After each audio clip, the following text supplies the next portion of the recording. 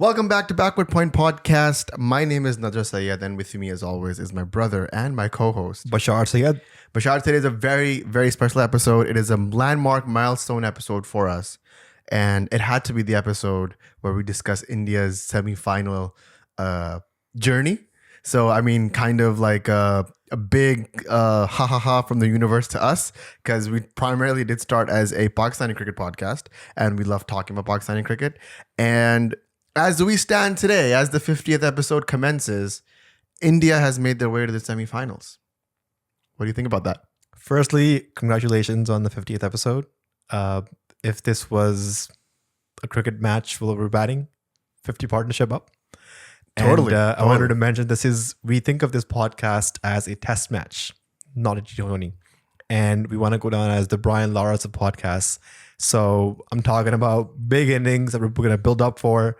So very happy to reach this milestone. Regardless if the podcast had 1 viewer, 10 viewer, thousands of viewers, we were going to keep doing this until we were going to hit 100 episodes and then sort of reflect back and see how the podcast is doing. So glad to have started the podcast and now built this community around it. If this is a partnership, then I am Shahid Afridi and you're Salman Bhatt. Bruh. What? 2004. Let's get it. Yeah, I mean, congratulations, everyone, to everyone who's listening. You know, wouldn't be possible without them. The Patreon fam, the Discord fam, the Spotify gang, like everybody, all of the little subcircles we've created.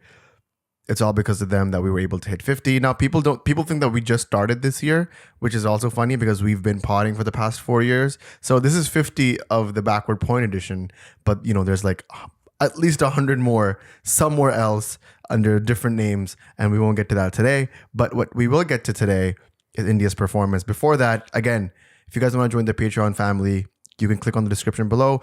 We'll release every episode's show notes, and that's one of my favorite parts, the notes that Bashar creates, stats, commentary, questions from everybody involved. So if you guys want to participate in that and you want to get access to those stats, you can go check it out over there. And you also get an opportunity as a patron to give your questions, suggestions, thoughts for our podcast episodes. You've probably noticed that many of our recent episodes have questions from our patron members that sort of enhance the quality of our discussion. I mean, if we've missed any points or if there's, questions that are common within the community, the patrons make sure to bring them up into our feed. Yeah. And we're also going to soon start involving the Discord community. I mean, the one thing that I've said before that we will have to do eventually is the meme reviews. People want it. People are craving for it. Our meme culture on our Discord channel is thriving. And it's just one of those things that's just waiting to happen. So don't worry, Discord fam. I hear you guys. It's going to happen soon. And again, Spotify gang, those are our silent killers. Silent but deadly, kind of like Muhammad Shami. They come in the middle of the tournament. They take a fifer and they're like, you know what? All in a day's work. So Spotify gang, I see you. If you guys wanted to support the podcast, bottom hand, don't want to get into all this community bullshit, that's fine. Honestly, you can join the memberships on YouTube if you're listening to us there. And if you're listening to us on Spotify, then you can check on the description and you can be a paid customer. India is the first team in this Cricket World Cup to make it to the semifinals. 7-0 record so far. They're undefeated. And it looks like it's going to take a special performance for any team to beat this Indian side.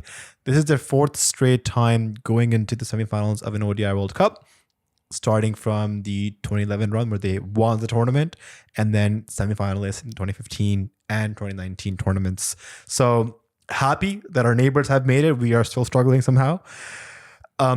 So what I wanted to say is, I mean, given the performance of the Indian team, like, this is India's World Cup to lose. There will never be a better opportunity for this Indian team to win a World Cup than this one. They're at home. They have informed players. There's a Rohit Sharma and Virat Kohli at the twilight of their careers. And there could not be any better way for them to sign off their ODI careers than a World Cup win at home to take forward the legacy of MS Dhoni, who set the platform, and just to make a name for themselves and put themselves in the history books of Indian cricket. 100%. I mean, there's very rarely do players of that caliber get that chance to prove their mettle. And here they are. And it's, now or never. The World Cup is around the corner. The final is around the corner. I meant The World Cup is knocking on the doors. Do they answer or not? That's the question, guys. I wanted to get straight to the match, but before we actually get to the actual match, I don't know if you saw, there's a statue. No, wait.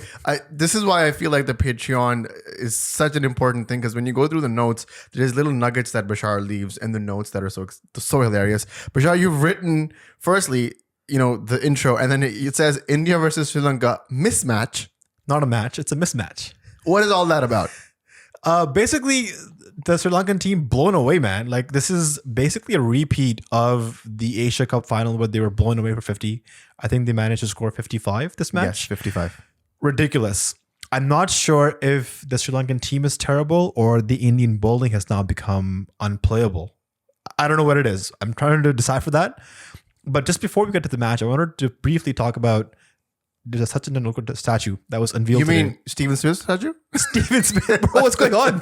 Yo, TGC is going to have a day out of this. I don't know if they've already talked about it, but that Sachin Tendulkar statue, the more you look at it, the more it turns to Steve Smith. And Tendulkar just like, bro. Whenever somebody pointed that out to me, I could not unsee that. For me, that's Steve Smith. There's a Twitter or X account called Out of Context Cricket. Have you seen this? Yes. It's one of my favorite content. Like, it's one of my favorite contents of cricket on that horrid app. And I saw them post that meme where it was just basically like 3 shots of this Sachin statue being zoomed in. And then the last shot was of Steve Smith. And it took me by surprise because I was not expecting that. And yet, somehow, it fits. If you were ever to make a statue of a Pakistani player in Karachi or Lahore, who do you think it should be?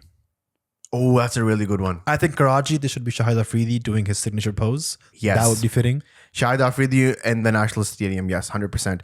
But to be honest, Shahid Afridi doesn't have really like huge, like memorable innings in that stadium, does he? Like apart from the century against India in that test match, there hasn't been anything. The idea is that because Sachin is from Mumbai, he played most of his cricket from Mumbai, school cricket, domestic cricket, and then went on to play for the Mumbai Indians. So his whole history it started from Mumbai, and for Afridi, it has to be Karachi.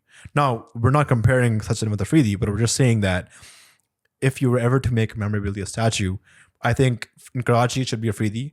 In Lahore, it should be Wasim Akram's signature bowling action. In Pindi, it should be Shoaib Akhtar doing his signature hawk, eagle, whatever it is, plane thing. And that like India is showing you how to celebrate your heroes. In Pakistan, And then when Pakistan performs poorly, you just pull it down and burn it. In Pakistan, like there was something that Atif Aslam once said that in order to be a legend in Pakistan, you need to die. And that really hit me hard. Like, I don't think we really value our heroes while they're living. I mean, we call Wasim Akram by many different names, but if you talk about world cricket, all of the great players in the world, they talk about how great of a player he is, and we call him by different names. So that really bothers me.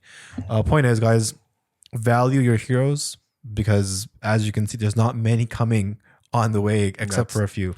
That's true. That's true. I would love to see how many people from this current team would turn into heroes. I know at least 2 names. And surprisingly, Bashar, they're both on the number 1 ODI rankings right now as a bowler and a batsman. So, you can do the Googling yourself, guys. Let's get down to the match if you want. Sure. Before that, actually, I want to talk about TDC for a second. Okay. The Great Cricketer. So the other day I was listening to the Great Cricketer podcast, a very funny podcast, just 2 lads shooting the shit. And then suddenly I hear them singing Dil Dil Pakistan, and they sing it as Dil Dil, like, dill pickle, like the herb. And I'm like, I get what you guys are trying to do. You're trying to like up the Pakistani anthem here. I get it. Mickey Arthur is happy that you guys are doing that. Everyone's having a good time. But I would have loved it if it wasn't Dil and if it was Dil. But I do understand the connotations of that. The nomenclature and the pronunciation doesn't come out as easy to our Aussie friends or not. But guess what? They make fun of the Pavilion, which is actually, if I'm going to be honest, the only other show I listen to apart from Backward Point. And yes, I do listen to Backward Point on my free time because I forget what we're talking about. Quality control. Yeah, quality control. And just like, this podcast has great opinions, in my opinion. Like, it aligns with everything I want to hear. In your opinion, it has great opinions. Yes, it aligns with everything I want to hear. So every now and then, you'll catch me in the car and I'll be bumping some BP. And, they were talking about the Pavilion, and that's the other podcast or show that I listen to. and the pavilion gives them a shout out. Like, what does Backward Point have to do to get a shout out from the pavilion? That's what I wanted to know. We need to cut a reel. We need to tag Fakhri Alam. Fakhri Alam? And that's the only way we can get a shout out from them. News. I just want to, you know what? If we do that in this episode, we talk Fakhri Alam, whatever his name is. We have to play his hip hop 90s banger. In the background? Yes. People don't know that. Fakhri Alam, a 90s icon. The pioneer of Desi hip hop. If Young Stunners is Drake, Fakhri Alam is Tupac. Wow. My man said that. Tupac just turned in his grave. Let's get back to this game because this game itself, a graveyard. If the TGC can sing Dil Dil Pakistan, can we expect you to sing Chak De India for India today? Chak De India? Yeah. I don't know the words. I would have sung this for my Indian fans. Chak De India is the words. No, but there's like a build up, like a. Okay, stop. Yeah, I don't know the words. And then you don't want me to go for the Chak De India high notes because my kid is crying. I can hear him crying in the other room. He will barge into this one and kill me because like the high notes, no. Sri Lanka puts India to bat first. There is an argument that, why did Sri Lanka do that? The same question I was asking New Zealand the other day, by the way. But the thing is, if I was the captain of Sri Lanka, I would have done the same thing because I don't want to give any opportunity for Virat Kohli to be chasing totals. Like, he's the greatest chaser in ODI cricket, period. Yeah, he got Anushka, bro. What a chase. Yo, on a serious note. What a chase that was. We're being serious. I'm sorry. So, like he's the greatest chaser in ODI cricket now. I don't want to give any opportunity for him to be in any position to go out there and chase this total on his own. So, I mean, they bowl first. Matashunka gets a beauty of a delivery to Rohit Sharma. An off cutter. I don't think even Shaheen Afridi has tried the delivery against Rohit in the first spell. He got him out against India with a slower delivery, but not in his first spell. So Rohit looked bamboozled. Off stump went for a walk, and in comes Virat Kohli. We've got to talk about how terrible Sri Lanka's fielding has been in this match. They dropped Virat Kohli when he was on 10. He scored 88. Shubman Gill dropped on 8. He scored 92. And this all happened within the span of 4 deliveries. So had they taken, they were tough chances. They were half chances. But against India in a World Cup, you've got to take those chances. Yeah, no question about that. Like you said that the off stump went for a walk. It went for a jog, buddy. It went for a sprint. That thing cartwheeled all the way to freaking Canada, for all I know. That was a really good ripper. And like, how many times is Rohit Sharma going to be bowled off those left arm seamers, seaming in, seaming out? Like, it makes no difference at this point. Rohit Sharma is going to give them their wicket. And Rohit Sharma was looking good. First ball 4, flicked off the pads. And it's just a tough one for Rohit. Again, he's having a blinder of a World Cup. So, it's just going to be an asterisk, a minor setback in his phenomenal form. I actually think it's a blessing in disguise for Rohit to get out early because what's typically happened in the last few ICC events for India is that their top 3 have been scoring so many runs that, come pressure matches, when they do lose early wickets, their middle and lower order is so undercooked that they don't get an opportunity to bat. And like, for example, the 2019 World Cup semi-final, Rohit, Virat, and Dhawan, or even KL Rahul were in such great form that, their middle order, like a Dhoni, I think Kedar Jadhav was there, Rishabh Pant, Hardik Pandya, they never got an opportunity to really bat through. So game time experience is a bit different. So here, because Rohit got out, Shubman Gill was able to build an innings.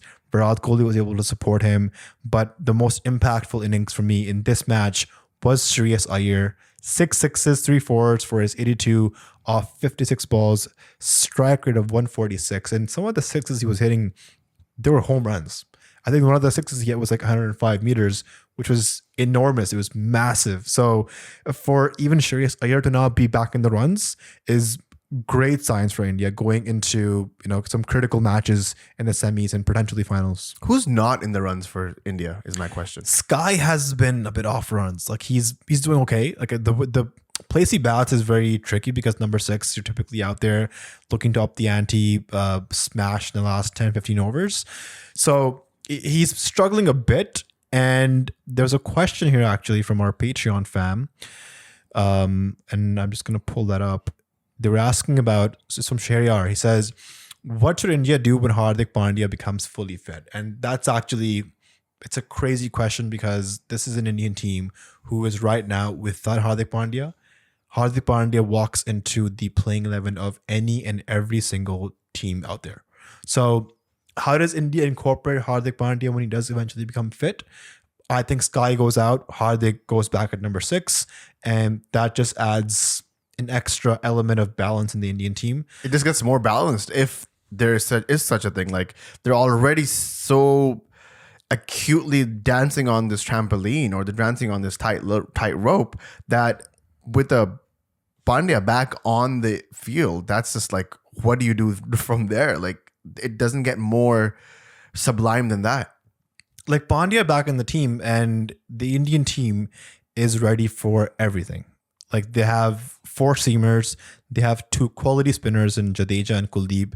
So, if there's a spinning track, the spinners can take over. If there's a seaming track, they have 4 seamers. So, like that's just a hack to have when you have a fast bowling all-rounder. And I love the whole transition and the evolution of Hardik Pandya. Like when he initially started playing, he was a bowling all-rounder, and because of injuries and his lower back injuries, he's had to work more on his batting to become now a batting all-rounder who can bowl around 135, 140 kph. So I would sort of even put him in the Ben Stokes bracket. Stokes obviously has more match-winning innings behind his belt, but Pandya definitely has the ability to match Stokes on that regard. Yeah, 100%. And just one thing I also want to talk about, just looking at the scorecard, is Jadeja's valuable 35 of 24. He's playing at a 145 strike rate. He's hitting the ball clean.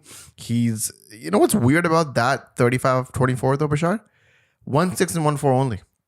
So he's running very hard. So he's running those doubles and triples really, really hard. He wants to make sure that he's capitalizing on the runs. He's turning the 1s into 2s in a smaller ground in India. That's commendable. Bro, Jadeja is one of my favorite Indian players. Man's a gun fielder. Low-key player, bro. He's so low-key. You don't even, you forget about him until he's on the screen. Like, I genuinely forget about Jadeja when whoever's playing against India, until he's on bat. He's like, oh shit, we had a Jadeja too. And then same thing with the bowl. Like, I was watching the game today, and then, 9 of the 10 wickets was taken by the pacer bowler. Spoiler alert if you weren't, if you didn't watch the game. But then Jadeja comes, I'm like, oh shoot, they still had to face Jadeja in a Wankhede ground, bro. This is going to be crazy. And yep, he's first over. Seals the deal. Yeah, and then he's so fit. Like I've seen a few of his videos on Instagram where he's just running on the treadmill. Like his running form is, I try to emulate that when I'm on the treadmill. Quick question. Yeah. Jadeja, Imam Ulaq sprint, who wins? Jadeja, 100%. Jadeja might even run there and back while Imam is on his first. My guy. All right. Oh, just for the fans. They know what I'm talking about. They know. Okay. What else happened, bro? Shami happened. No. India scores what? 355? Yes. Yeah. India scores 355.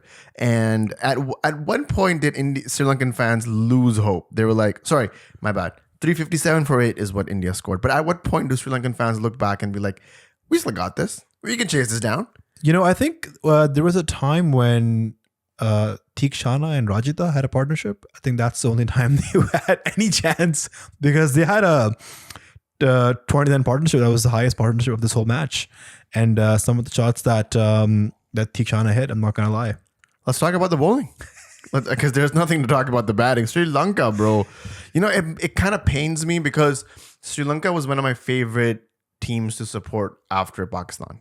Whenever they would play, if it was a neutral game, they're playing against India, England, Australia, whatever. Back in the day. Back in the day. What is back in the day? I'm talking about 2012, 2014. That's peak Sri Lanka. That's like, you have your Jayawardhanes, your Sangakaras. I've said on record, Sangakara's cover drive is one of my favorites, probably my favorite cover drive. Just, Dilshan was opening for you. Mendes was there. Malinga was there. Kulasekara I rated really highly. He could swing the ball up front. And I don't know, man, since 2014, 2015, it's just been a downward spiral for them, and they haven't really found their footing. I don't know if Kusal Mendes is the guy to really lead them to the front. I don't know if Shanaka was the guy to lead them in the Asia Cups or prior. I know he has a T20. Does he have an Asia Cup under his belt? He does. Does he have a T20 as well? No. All right. That's the Asia Cup. Okay. I don't know if he was the guy to actually be the one to forefront this team. I know a lot of these guys are newers. You have to bring in like a dinosaur Angelo Matthews to save your I've never campaign. seen Angelo Matthews this unfit in my life. And I don't think he was ready. That's shocking because I was there when Matthews made his debut. Like one of his best innings or his emerging innings was against Pakistan in the 09 T20 World Cup final. And he was like such a dynamic player because he was a gun fielder. You could bowl decent medium pace and he was actually a clutch batsman. So for me to see him go from there to where he is now. You need to understand he's also 37 years old. He's 36 years old in 150 days, according to Cricket Info. So at 37, right out, like I want to know what his last few games were. Like I know because he was part of the Asia Cup team, right? Was he injured or something? He was as old. Because it doesn't look like he was part of their plans, and then he comes in and he's batting at number 6. Like he's a top order player, not a lower middle order player. So I'm not even sure they're utilizing him to his best. It's just one of those things where they didn't have players and they needed somebody to come in to steady the ship. Yeah. And it's just a sad state of affairs because Angelo Matthews is also one of the legends of Sri Lankan cricket. It's just a sad affair. This is not what I expected. And, you know, at this point, Afghanistan is looking better than Sri Lanka. A lot of my Sri Lankan friends who live here, they've stopped following Sri Lankan cricket. And it's the same reason that you mentioned. They aren't able to get over the void that Sangha, Mahela, Dilshan, Mendes, Malinga have left on. And it's really hard to follow up those players because they're once in a generation players. So I don't blame the Sri Lankan team too much. But there needs to be some improvement. I mean, India's moved on from a Sachin, Sehwag, Gambhir, Dhoni. So I think Sri Lanka can do the same. I hope they do because, again, like I said, they're one of my favorite teams to watch. Them and West Indies, I rate them really highly.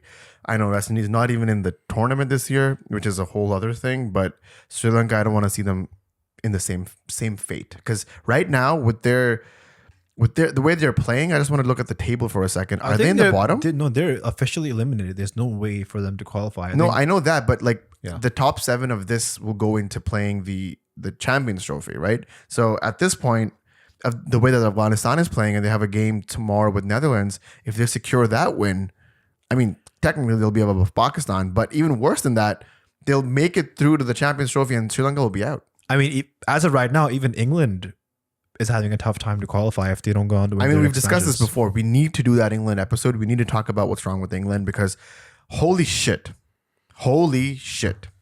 That's all I'm going to say. Yeah. I wanted to talk about India's pace bowling trio. We should. Going into the Asia Cup, I think I mentioned that Pakistan's pace bowling trio was one of the best in the world.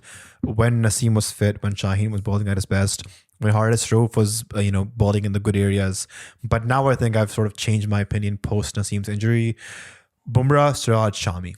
This is probably the best pace bowling trio in the world right now, just because of the sheer skill they have, the pace they're bowling with, the accuracy they have. For Bumrah to swing the ball both ways at high pace, it's as if he had never gotten injured. Like that's just his comeback is he's never looked better. Like his pace is up, he's bowling as accurate as ever. His first ball today was a Jimmy Anderson-esque delivery, which bamboozled the batsman. He thought it was gonna, nip back or swing in. So he went to play the flick almost and it hit his back leg, knocking the off stumps on the Hawkeye. So, I mean, this is how fast bowlers are supposed to be. In Pakistan, we say that's a new ball bowler. That's a middle overs bowler. That's a death over bowler. India has bowlers who can bowl in any scenario, be it new ball, be it old ball, be it reversing, death overs. They've really enhanced their game to fit into any scenario. I totally agree. And it's never been this deadly. They've had moments where they had a Zaheer Khan and Irfan Pathan. They had moments where they had, bowlers who would come in and just charge at the stumps and do their best. Like I think about Irfan Pathan's hat trick in Karachi against Pakistan. First 3 balls. Like they had Salman Butt, Yunus Khan, and Mohammad Yusuf. Rest in peace. They genuinely they had that pace battery, and since then, since Zaheer and since Irfan, they sort of had the Munaf Patel era. Remember that? But I think this all changed in the 2012-2013 era where bowlers like Bhuvi came in, Shami debuted, Ishant Sharma was there, Umesh Yadav was there. Bhuvi and Yadav walked so these guys could run. Yeah. Genuinely. Yeah, I think because there was a whole like in India, pace bowling was so scarce where if a bowler would bowl 140 clicks, that would become headlines. Bro, Munaf Patel. Praveen Kumar was a strike Praveen bowler. Kumar was the strike bowler in the 2007 T20 World Cup. That's wild to me. Like these boys would never find airtime in Indian cricket now, and that just has the testament of Indian cricket. They've made a way. They found a way to get these bowlers in, and it's not only these three. You have Pandya who can hold his own, and then you have the bench strength and people. Arshdeep Singh. Arshdeep Singh is not in the squad. Umran Malik is not in the squad. Avesh Khan. Avesh Khan. I don't even know who he is, but he sounds scary to me. And like that's what I'm saying. They have a bench strength that is so loaded right now that these three. Like, I know this is exactly what we said about Pakistan cricket, but this actually applies to Indian cricket right now. They're at the top of their game. You said it best in the top of this podcast. If India does not win this World Cup, it'll be news. It'll be tragedy. I don't know if I'm an Indian fan. I wouldn't know how to handle that because for the past 10 years, India has been bottling ICC trophies. So what is the point of the biggest IPL in the world, the richest board in the world, if you're not able to win trophies at the end of the day? And it's crazy because every single tournament, India has peaked early. And when it comes time to deliver, they choke. Every single tournament. Like you can go back after the Champions Trophy in 2013 since now. Like they do that. And this is one of those moments where it feels like I don't think India has peaked early. I just think they're peaking continuously. And when you're on the rise, when you're on like the uplift of that curve, you don't even know when it's going to turn over. And it might just turn over never. You just might win the World Cup straight up. Have a Australia-esque run, go unbeaten. Totally see that happening.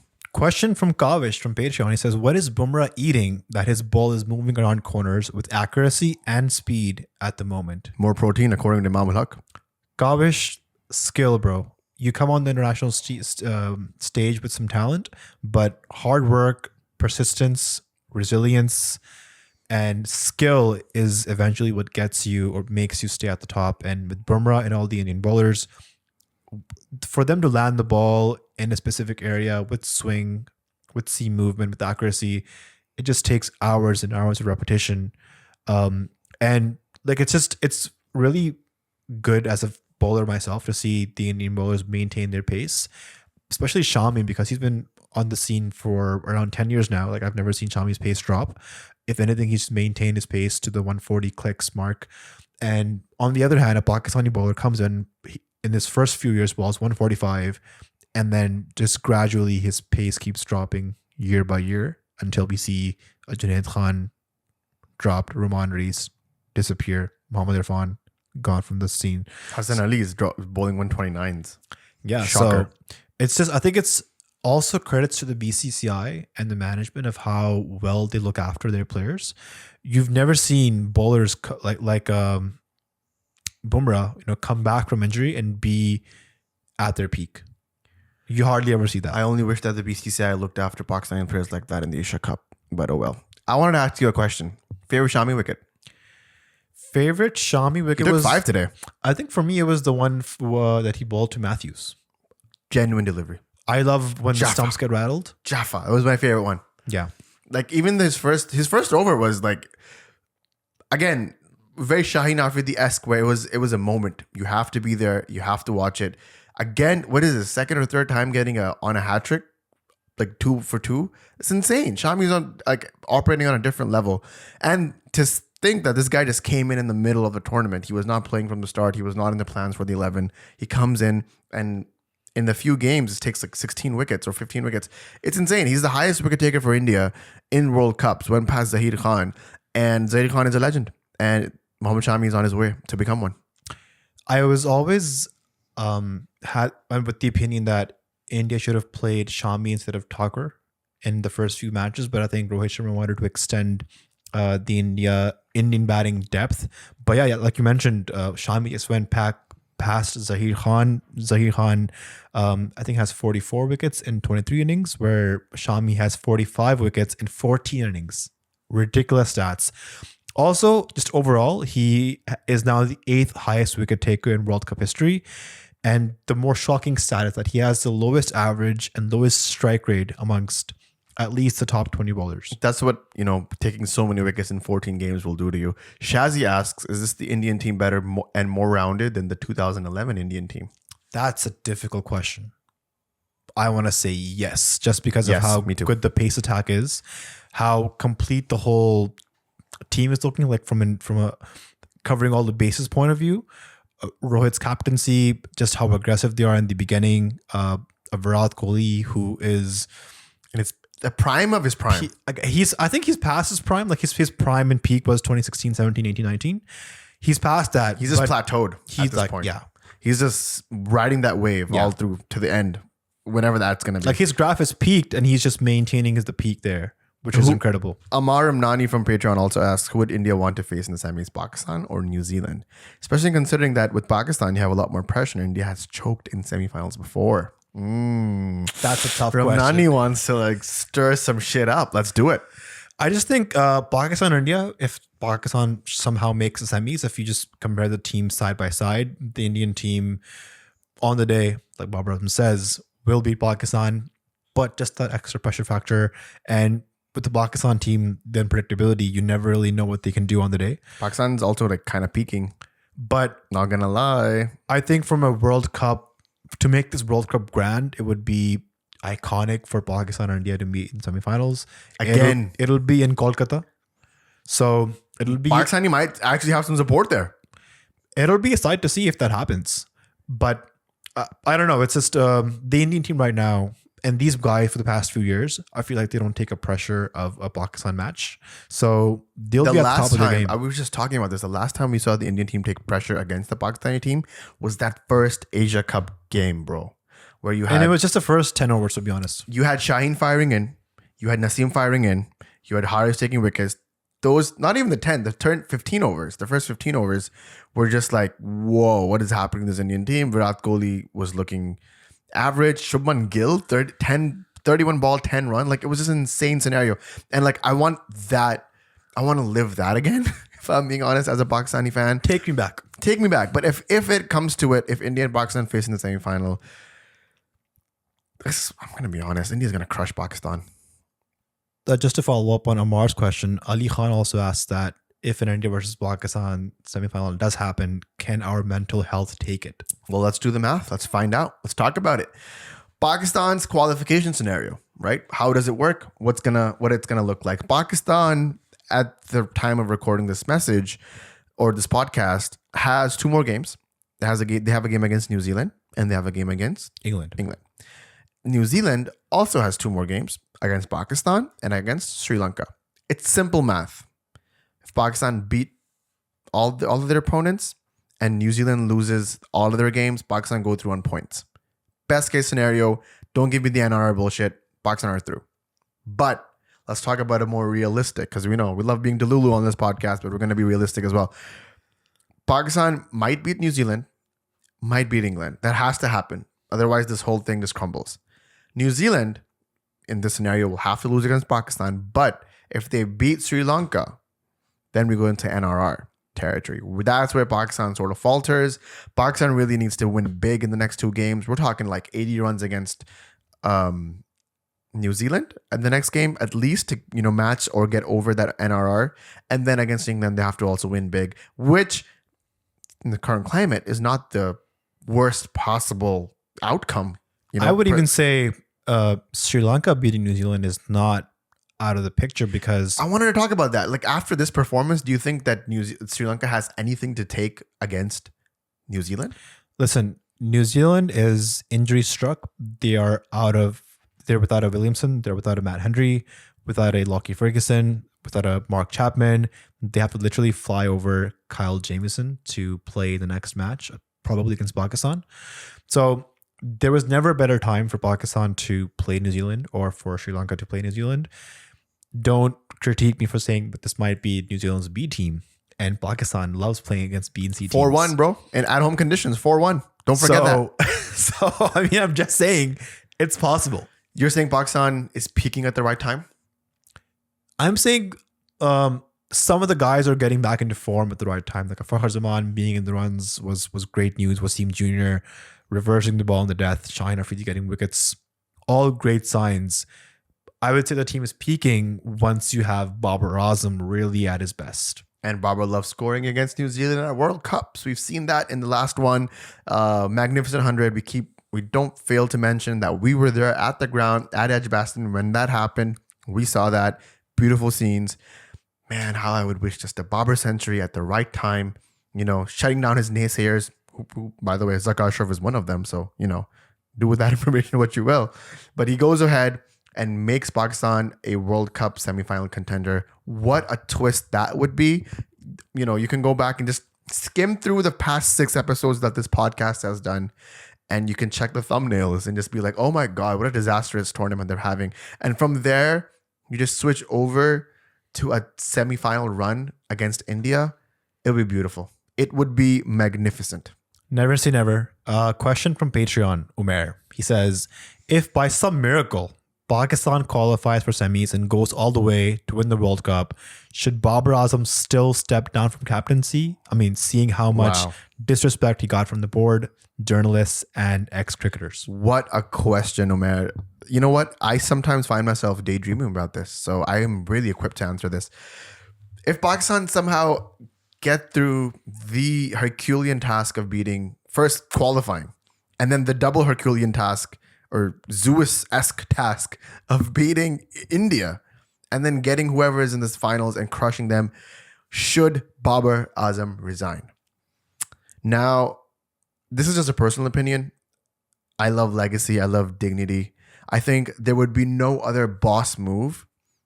Like you would have, at that point, you would have beat cricket, as they say. You would have just beaten the game of cricket. Yeah, you retire. You retire your captaincy. You give it over. You do an Imran Khan thing where you're like, I came back. I won you this tournament. Boom, boom, boom. I'm going to sign off as captain. You're not going to retire from international cricket. But you give it away. And you're like, I did what I was given the job to do. I got close, very, very close a lot of the times. But it just needed belief. And I'm here now. And screw you to all. I literally want him to go up on a press conference and show his middle finger to the PCB. I would love nothing more. And then from there on, just be the best player that you can be. Simple as that. Well said. I think, but knowing Babar, if this happens, this is a very uphill task. This is like a dream scenario. Exactly. It's like climbing Mount Everest and then wanting to climb K2 after that. And then just jumping off and free diving, base diving off into straight into the hills and then surviving. Yes. So it's literally well said. It's the worst thing that can happen, but then you come out with a great story. It's one of those things. And let's just, I know Umair is jumping the gun and I'm jumping the gun. And, we've been criticized many times on this pod for me being Delulu. And, well, if you want to listen to this pod, go ahead. But that's going to happen. Hey, just on the record, I wanted to give you a public apology for the last episode. Okay, wait. That's my camera? That's your camera. Let's go. So last podcast, you were talking about how South Africa would beat New Zealand by around 190 runs. I'm just summarizing what you said. You said that they would beat them by 180, 190 runs. I think I said I said a big number. I said 220. I think you said 400 and then 220. So you said 180. Yeah. And then New Zealand actually goes on to lose by 190 runs. So even more of a big margin than you mentioned. And I was like, yeah, that may happen. And then you'll wake up because those things only happen in dreams. So kudos to you for believing. Hey, I took the L. Apologies right here. No problem, bro. You know what? I have another prophecy to make. Wow. People wanted me to talk about prophecies. That's your camera. That's my camera? Okay. I believe Pakistan will beat New Zealand day after tomorrow. Tomorrow's game is Afghanistan, Netherlands. And I genuinely want Netherlands to win because I think they're a more fun team. Shout out Chars. Shout out Chars. But Pakistan, New Zealand, I have a feeling, a belief, a quote unquote jazba, if you want to talk about it. I think Pakistan's going to beat New Zealand. I think Pakistan's semifinal race is still on the cards. My worst fear is that Pakistan lose against England and this all just goes into nothingness. But against New Zealand, I have faith it's going to come through. I don't know if Pakistan will make the semifinals. I can't say that right now. I need to watch the New Zealand game and I need to watch the Sri Lanka New Zealand game to say anything. But I think it's going to happen. So I don't know how it's going to happen. If Pakistan bat first, they might hit 330, 340 and just bowl them out for 200, 250. if that happens, great. If Pakistan bowls first, I think they might restrict New Zealand for 280, 300, and then chase it down with like 3 or 4 wickets to spare. It's going to be a close one if that happens, but my heart says that it might be the case. Yeah, to be safe, Pakistan does need to win by a big margin. And just looking into the game is at Bengaluru, so you can expect a high-scoring match. This is the same match where Pakistan faced Australia, where Sri Lanka beat England. Any changes to the Pakistan team? There's conversations to be had that are saying that Pakistan's pace attack is doing very well. Why not further strengthen it by bringing in Hassan Ali for Osama Mir? You'll have 4 seamers plus Iftikhar and Salman Agha can bowl. Also conversations if Shadab is fit to bring him in for Osama Mir because he can extend your batting lineup. What of those things would you do, or would you just pick option 3 of same 11? Good question. Think about it. That's a really good one, actually. I like the 4 seamers option. I would like to see how that happens. But Pakistan it's basically like 4 seamers is you're doubling down on your strength. Yeah, I back the boys to double down on their strength. That's one thing that I can rely on is that even a 128, 129 kph, Hassan Ali is going to bang it on the target. He took some really good wickets this tournament. Like he has like at least 8 or 9 wickets. You know, I rank that. Hassan Ali has exceeded my expectations. For this World Cup, 100%. The way that I was thinking that he was going to get bashed along, like a 100-run match every single match, that didn't happen. He actually held his own in a few situations really well. I'm just glad that Wasim Jr. is finding his form, or has found his form, some would say. Fakhar Zaman looked great in the last game. I feel like just a Babar century is coming around the corner. We've been saying this the entire World Cup, but I feel like it's finally time. And I think Babar will hold his own. India are through into the semis. So, you know, congratulations to you guys. But with this Pakistan scenario, if Pakistan pulls it through, boy, oh boy, do we have a competition to come through for you guys.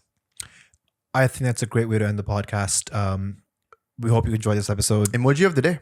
Emoji of the day. Yeah, we haven't done that in a while. It's been a while. And actually, you had this in bold letters here in the notes. So I'm just going to say emoji of the pod will be dedicated to our boy, Shaheen Afridi. So if you guys have eagles in your emojis, put them in the comments below. We'll know that you guys listen to the whole thing because this is right at the end and we haven't done this in a while. And you know, you can't just skip and find the emojis because I know some other people do that. They literally skip and try to find what we said and then post that to make sure to become visible. I know who you guys are, but Send this time 2 emojis if you've gotten here. Ooh, 2 emojis, 2 eagle emojis from my boy Shaheen going number 1. And then when it happens, and it will happen, when Babar scores that match-winning century against New Zealand or England or in the semis, we're going to put a bell icon and a king icon, and that's going to be the emoji of the day. And the toxic fans know who I'm talking about. That's all I'm going to say. Thank you for listening the to the horror Backward on your face. Point, I loved it. Episode 50. It was a great conversation. You can like, subscribe, join the Discord community for free. It's a great way to interact with us, with the whole community. Subscribe to the Patreon. It's a great way to send questions in and be part of the conversation in our episodes. And yeah, this is Bachar signing off. Yeah, thank you for letting us hit 50 pods. You know, man, that the fans, the people who push us to make episodes, they're literally like, you know, in our DMs, yo, when's the preview coming out? When's the review coming out? They want us to go live again as well. So we might just do that as well with 50 pods in the bank. Just wanted to appreciate that. And, you know, it's 50 pods. It's just the beginning of this podcast. We have so many more exciting things coming down the pipeline. They don't even know, Bashar. And that's the fun thing. They don't even know. And if you guys want to stick around, hit the subscribe button, hit the like button, share it with your friends, tell your friends about it, tell your ex-girlfriends about it. We're here. Backward Point, thank you very much. Take care.